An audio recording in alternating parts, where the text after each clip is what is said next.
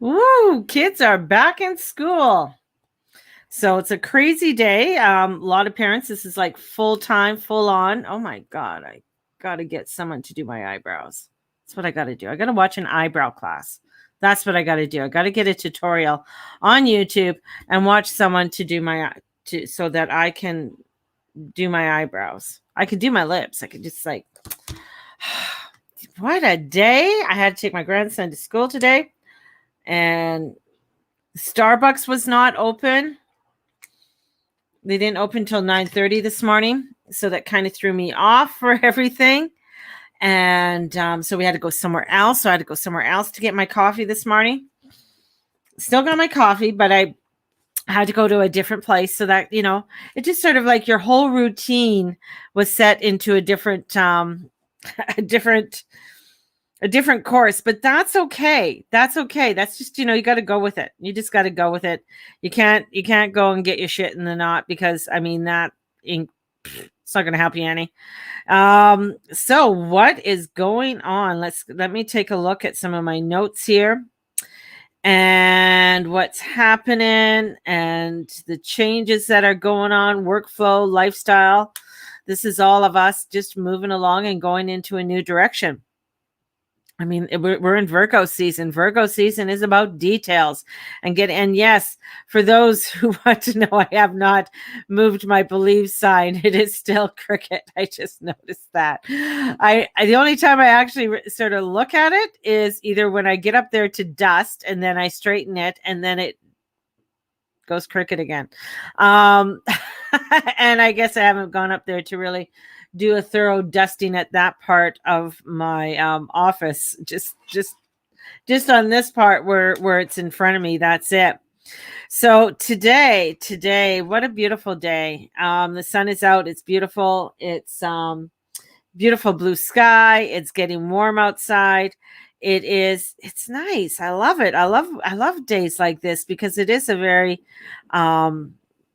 nice day. And even energetically, it's not a bad day. It is, where the moon nestles up to Mars and asking him questions. And, so he wants to get done. I mean, Mars wants to get things done. So it's about the details of getting things done, going out and doing things.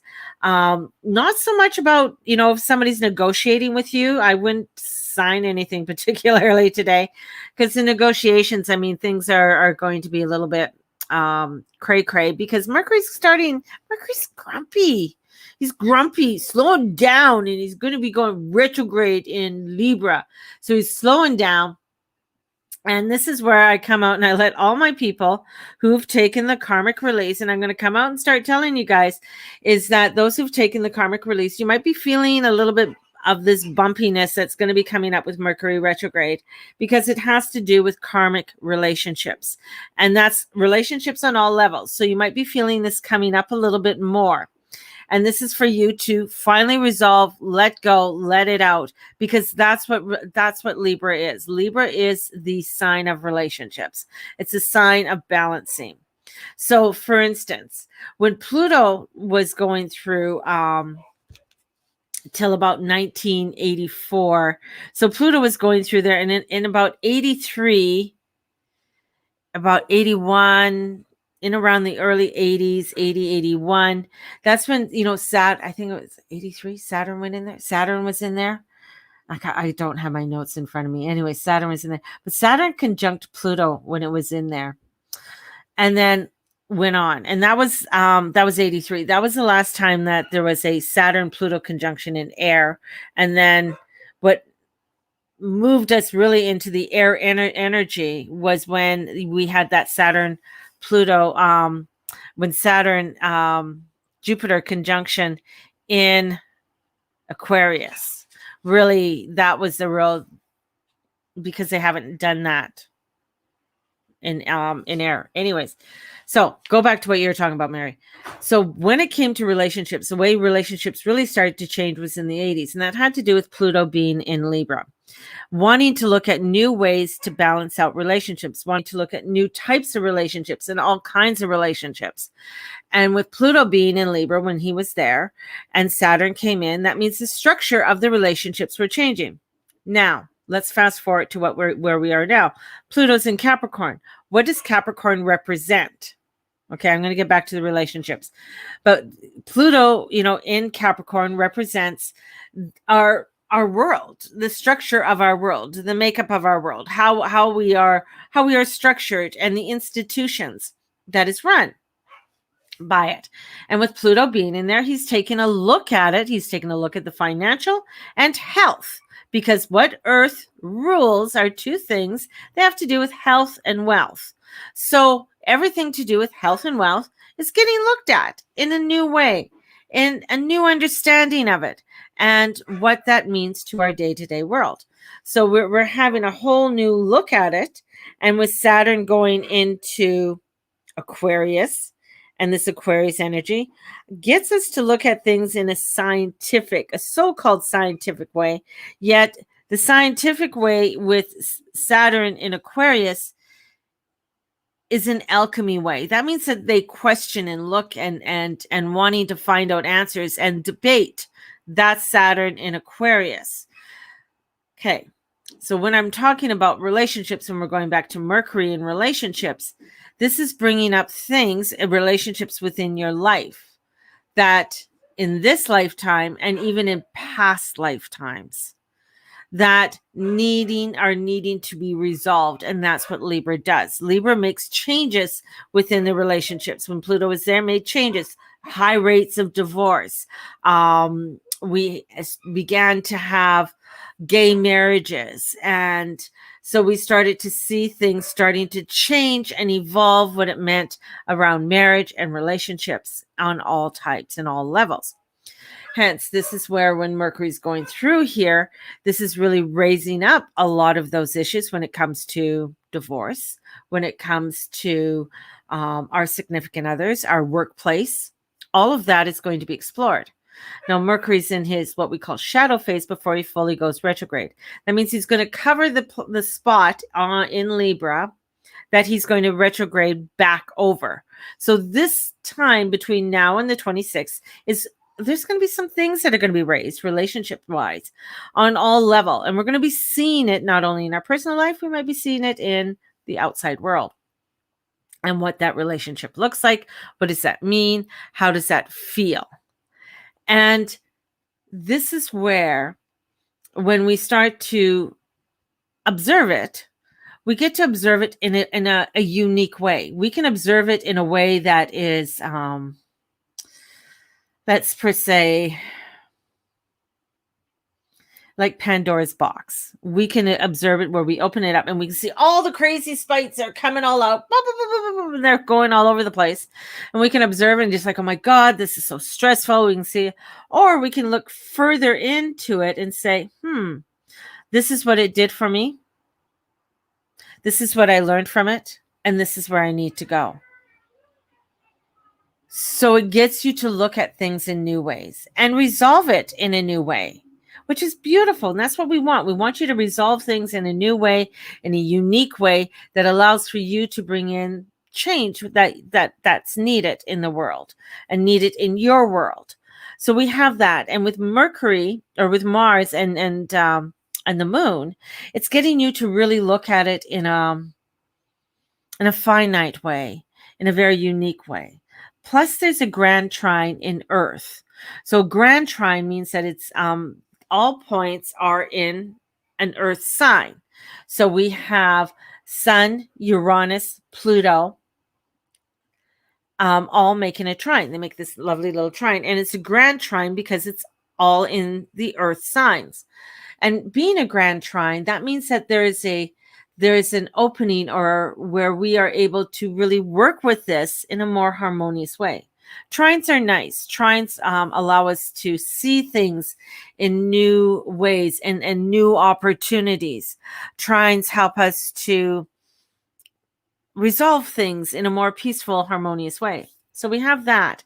So when it comes to giving you a clarity or giving you insight, we have this beautiful energy, and it's with us till the 16th to help us to really see things in a nice, unique way. There's also a mystic rectangle, and we had one last month, and now we have another one. And this mystic rectangle is really getting us to uncover things in new ways, and it's really hitting some of the feminine energy up in the heavens. So mystic rectangles can be a little bit difficult. They're very transformational. They help you to see things, but they're a rectangle, so they're like the back of a envelope. It looks like this in the sky. So we have this, and in the middle of there we would have, it's like almost where we can see the mystic or the grand trine that's there. So it's ways to do it. This is what we need to do to strategize to get into our creativity. And I spoke about that yesterday. And this is about looking into some big changes that are needed, things that we are needing to do, and how we are going to create those new changes and create those new ways. And this is having us understand in new ways of what are the relationships that we are wanting to create? What are the relationships that we are wanting to go towards it? And that's what's going to bring us more of our peace and our harmony.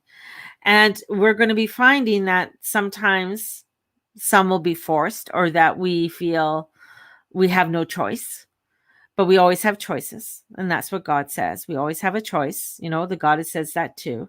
Plus, I also told people, and I'm telling you again, that September, October, and into October, or into November, we're going to be in with Kali. So Kali's bringing in these changes and these transformations for us in a very chaotic, crazy way. Now, if people haven't ever worked with Kali, she is a Hindi goddess. And I kind of like Kali. She is a goddess of transformation and change. She is a Kali, I'm going to say a goddess of death, time, and doomsday. She's often associated with sexuality and violence, but is also considered a strong mother figure and symbol of motherly love. Kali embodies Shakti, the feminine energy, the creative and fertility, and is an incarnation of Parvati, wife of the great Hindu god Shiva. She's seen with, holding a holding a head, and her tongue is out, and she's like, and then she's kind of crazy. But she's the one who sucks the blood out of the demons so they can't harm you. She is the one that when she's sticking out her tongue, Kali's tongue is a weapon to be feared, a reminder that nature ultimately consumes all life. And in popular storytellings, the reason for Kali sticking out her tongue is rather, domestic. After killing the demon, Daryuka, Kali drank his blood, and as soon as Kali stepped on him, she bit her tongue out of embarrassment. So they say that's part of the mythology of Kali. But she's a strong goddess. She is the most misunderstood goddess, and especially in the eyes of people in our society. And because she's what we call a dark goddess. And sometimes people get like, ooh, dark. But her body and soul, she's mysterious, and her story is far more complex and far-reaching, and she cannot be easily fitted into a typical Western narrative of good versus, evil. It is likely that Kali is, her origins are most divine figure. She's a tribal folklore. She is comes around, and I think it says here, 1200 BCE and to 1000 BCE. She's a goddess, but rather fierce. And it's that fierceness, like she has this wrath of the Durga. And she comes in to bring in the transformation and changes that are needed within our world. And that is what she's coming into. But remember that she's coming into this with love. She's coming in with this to help to protect us from anything that is evil. And for her coming in, and I thought it was kind of interesting to see and to remember that she's the one who drank the blood out of the evil ones so that we could live. So I find that interesting that she wants to come forth in this time and be a part of the transformations that are coming. Hecate is still definitely very strong, but she's another transformational goddess. She's a goddess that brings in protection. She's a goddess that brings in reform and the change that is needed. She is the one that protects you in all that you do. So we have that beautiful goddess that comes in with the protection that protects you as you are doing your daily divination, daily spiritual work. She comes in with that protection. And that's what Callie wants to do. But Callie's coming in, I'm going to say, in a little bit deeper depths than what Hecate does. So the transformation and changes are going to be even deeper than what we anticipated or what we thought. So this energy that we have right now is getting us to look at the fine details of the changes that are needed within our relationships and how we are relating to the world around us. And with that grand trine, it has to do with that health aspect and our wealth. So how are you doing health-wise? How are you this is, starting a new diet. This is about looking at a new exercise regime. This is about, even looking at new creative ways of creating financial abundance in your life. So this is allowing yourself to open up to new and inventive ways and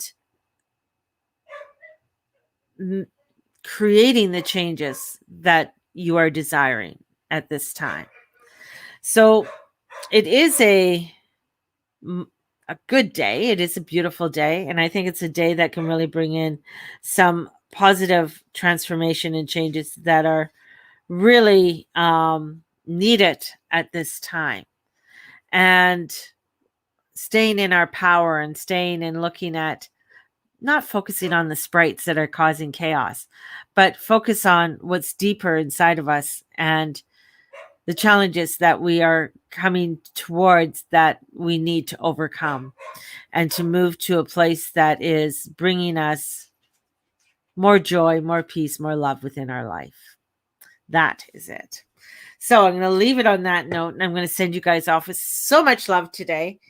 Journey Club is beginning next week. Chakra classes begin next week. And if you are wanting to donate to my coffee fund, you can definitely donate to the coffee fund. And the information is below. So if you wanted to donate and make a coffee donation, you can definitely do that also. So sending you guys out so much love. Thank you for joining me today. I'm going to get going. I got a few things to do. Day's kind of like a little bit different. And there's a few things that I need to look into a little bit more. And I'll come to you with more of those details tomorrow on some of my findings. So have a blessed one, everybody. And we will talk to you tomorrow. Bye-bye.